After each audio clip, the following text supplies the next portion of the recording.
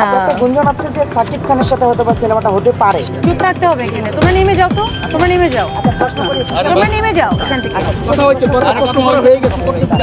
জানি আপনি একটি সিনেমাতে চুক্তিবদ্ধ হওয়ার কথা চলছে আপনার, সে প্রসঙ্গে একটু জানিয়ে যদি দিতেন।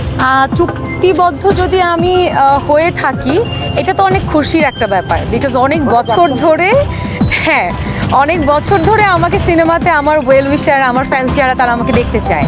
So I would love to announce this যে আমি আসলে ফিল্ম করতে যাচ্ছি। অবশ্যই আমি কথা বলছি, যখন একটা সুন্দর গল্প, সুন্দর প্রোডাকশন, সুন্দর একটা টিম পাবো, তখন আসলে আমি বসে থাকবো না, আমি চুক্তিবদ্ধ হব এবং আপনাদের সবাইকে জানাবো।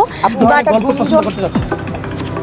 একটা গুঞ্জন আছে যে সাকিব খানের সাথে হয়তো বা সিনেমাটা হতে পারে। সেটা অনেক, যে কেউ কারোর সাথে, মানে গল্পের উপর ডিপেন্ড করে যে কোনো নায়কের সাথে বা অ্যাক্টরের সাথে হতে পারে। এখনও আমি আসলে শিওর বলতে পারছি না, যেহেতু আমি এখনও চুক্তিবদ্ধ না।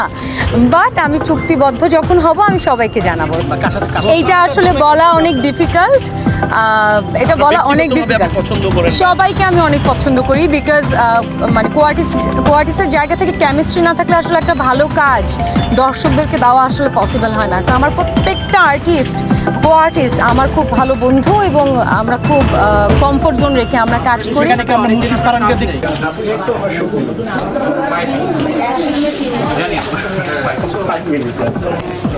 আমার